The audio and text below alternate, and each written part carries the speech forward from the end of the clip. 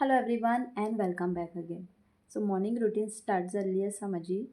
काल राती न्हू शेगडी बरी क्लीन करून घेतली आनी जें कितें आयज स्टँडां बीन बरी सेट करपाची आसली ती सेट केली. आयज न्हू कुकिंगाचो जो बेत आसा तो बेगीन रेडी करपाचो आसलो बिकॉज वन्स बाबू एक फावटी उठ्ठकूच न्हू ताज्या फाटल्यान खूब गडबड जाता आनी मागीर कुकिंगाचें खंयच्या खंयच जाता. रोस बीन एक एक फावटी बरोच जायना, एक एक फावटी उगडासूच नासता की मीठ घातलें कितें ना. कशें आसा आतां ल्हान आसल्या कारणान ताज्या फाटल्यान बॅग घाल, कपडे घाल, बुक्स घाल हें सगळें आसता. एक फावटी भुरगीं व्हडलीं जालीं न्हू मागीर हो चान्स मेळचो ना. चिडचिड सकाळची खूब जाता बिकॉज इतलो हरी हरी म्हटल्यार फूल गडबड आसता आनी ताज्या भितर एक एक्सपेक्टेशन आसता की येदेशा ल्हान भुरग्यांनी पासून आपली स्वताची कामां आपुणूच करपाची. बट मागीर कळोन येता की एक एक फावटी आमकांच बेजार येता सकाळीं उठपाक, देन मातशें रिसेट जावपाक आमकां टायम लागता. सो ती तर भुरगीं आसा न्हू कशी करतली. सो ताका लागून न्हू जेवणाचें जें कितें आसता न्हू तें फर्स्ट करतलें हांव आनी मागीर श्रियांश एक फावटी उठ्ठकूच ब्रेकफास्टाचें घेतलें. अशें कित्याक काय म्हटल्यार जेन्ना बीन न्हू फर्स्ट ब्रेकफास्ट करतालें हांव आनी मागीर जेन्ना कुकिंगाचें करतालें जेवणाचें करतालें तेन्ना न्हू ब्रेकफास्ट फूल थंड जातालो. कित्याक कालच्याच व्लॉगान न्हू शेअर करूंक ना हांवें, बट येस काल सकाळीं हांवें डोसा केल्लो, बटाट्याची बरी भाजी बीन केल्ली आनी आमी खाता म्हणसर फूल आख्खी थंड जाल्ली ती. म्हटल्यार ती एक जी मजा आसता गरम गरम ब्रेकफास्ट खावपाक न्हू तें आमकां मेळत ना बिकॉज सकाळची इतली गडबड आसता, इतली गडबड आसता. बट कशेंय करून सगळें सेटअप करता आनी म्हाका 9:00 कशेंय करून भायर सरपाचें आसता कामाचेर. सो किचनाचें सगळें थोडेंशें मातशें सेट जातकूच हॉलान आयलें हांव आनी हॉलांतली विंडोज बंद आसल्या कारणान ते ओपन करता सो दॅट फ्रेश एअर जी कितें आसा ती मातशी घरान येवनी आनी आमचे जे पॉजिटीव वायब्स आसा ती मातशी भायर सरोनी. बिकॉज आमी बायलां न्हू इतली रातची टेन्शन्स घेवन न्हिदता.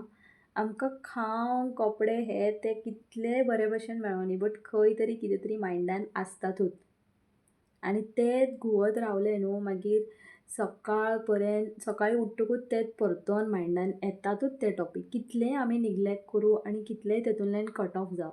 बट येस एक खंयचें तरी कितें मनान अशें उरलें मागीर तेच घुंवत रावता. बट सिरियसली सांगो थँक्स टू गॉड हांव आतां कामाक वयता म्हणून म्हाजो जो हाफ डे कसो वयता तो म्हाकाच कळना. एक एक फावटी टायम देखून नासता. कामार वयतकूच न्हू उदकाचें म्हटल्यार एक घोट देखून पिवपाक टायम नासता. इतलें बिजी उरता कामाचेर आनी कामा वयल्यान येवन न्हू कितें ना कितें म्हाजें पेंडींग आसताच किचनांतलें. एक तर बेजिनान आयदनां आसता नाजाल्यार शीत लावपाचो आसता. सो फटाफट येता चेंज करता हात पांय बीन धुता आनी जें कितें पेंडींग कामां आसता न्हू ती घेवन बसता हांव. सो आतां तुमी पळोवंक शकता हांवें चपाती बीन केल्ले आनी म्हाज्या चेड्याक न्हू हाफ फ्राय लायक जाता.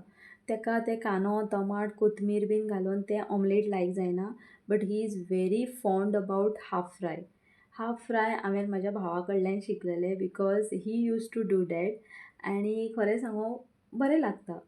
ओके ओके टायप म्हाका तितलें लायक जायना बट येस म्हाज्या चल्याक न्हू खूब लायक जाता. जस्ट म्हटल्यार ऑयल घालता तव्याचेर, एक ताती ब्रेक करता, एक किंवा दोन तेजें डिमांड आसता दोन जाय म्हणून बट आयज एकूच केलें. मागीर ताज्या वयर मीठ घालप, हळदीचो पिठो जावप जाल्यार आनी मागीर मिरसांगेचो पिठो घालपाचो. मागीर ते चपातीचेर दवरून बरें रोल करून तांकां टिफिनीन दिवपाचें. पोट फूल आनी मम्माय हॅपी एंड भुरगीं हॅपी. ही सगळीं सकाळची कामां करपाक म्हाका एनर्जी खंयच्यान काय म्हटल्यार हांव खंयचें न्हू लायक ड्राय फ्रुट्स एंड ऑल नाजाल्यार सकाळीं उठोन दूद पियना नाजाल्यार कितें प्रोटीन्स बीन असलें कांयच खायना. बट येस साईबाबाचे सॉंग्स लायता आनी तेतूंतल्यान जी पॉजिटीव वायब्स येता आनी जी एनर्जी येता न्हू सगळें म्हाज्या घरांतलीं कामां हॅप्पिली म्हटल्यार हॅप्पिली सगळीं सेट जाता आनी घरानूय तितलें बरें दिसता. लायक सकाळीं देवाचे सॉंग्स बीन न्हू लायतकूच घरूय बरें उरता आनी नेगेटीव थॉट्सूय मायंडान येयना.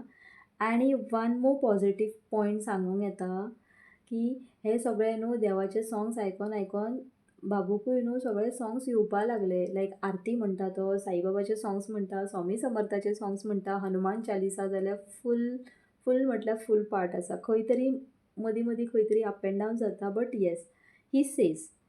सो एक वाटेन सगळे मशिनान डेली वेअराचे कपडे लायले आनी बाबूचे फक्त स्कुलिंगेचे कपडे आसले ते सायडीन दवरले आनी टायम आसल्या कारणान ते हातीन धुवले हांव. हांगा म्हाजो न्हू एक ऑटो करून घेतलो हांवें. थंय सगळी सुविधा आसा लायक उब्यांनी कपडे धुवपाचे आनी घोव म्हाजो आड्डो मारीत रावता की बील वाडटा मशिनानूच घाल नाल्यार एक तर हातीनूच धुव नाल्यार मशिनानूच घाल. थोडेशे हांगा थोडेशे थंय धुवं नाका.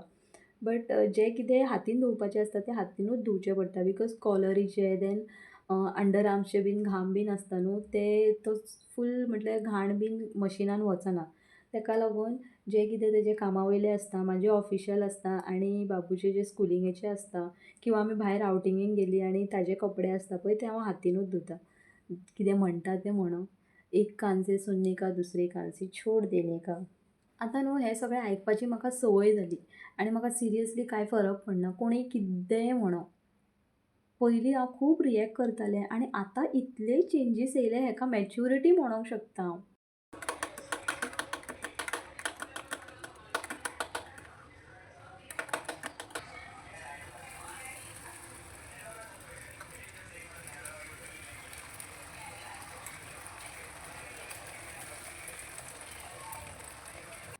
सिरियसली पयलीं न्हू कोणीय कितें म्हटलें म्हाका रोकडो राग येतालो आनी मागीर घरा वचून चिंत्तालें की तेका हांवें अशें उत्तर दिवंक जाय आसलें आनी मागीर हांव त्या मनशाक टार्गेटूच धरतालें की ना हेज्या बरोबर उलोवचें ना हेका मागीर हांव सांगतलें तेका मागीर अशेंच एक टॉपीक घेवन बट तो मनीस म्हाका मागीर केन्ना मेळय नासलो आनी मेळ्ळो तरी न्हू 4 न्हू 10 पावलां पयस रावतालें because he was like targeted he or she was targeted in my mind की हेणें म्हाका तशें म्हटलेलें आनी तो राग धरतालें हांव मनान. बट अभी कुछ फरक नहीं पडता है. सो सकाळीं ब्रेकफास्टाक तांतयां जालीं आनी आतांय तोंडाक तांतयात केली हांवें. हो जो पार्ट आसा न्हू सो आफ्टर कामा वयल्यान येतकूच हांवें केल्लें.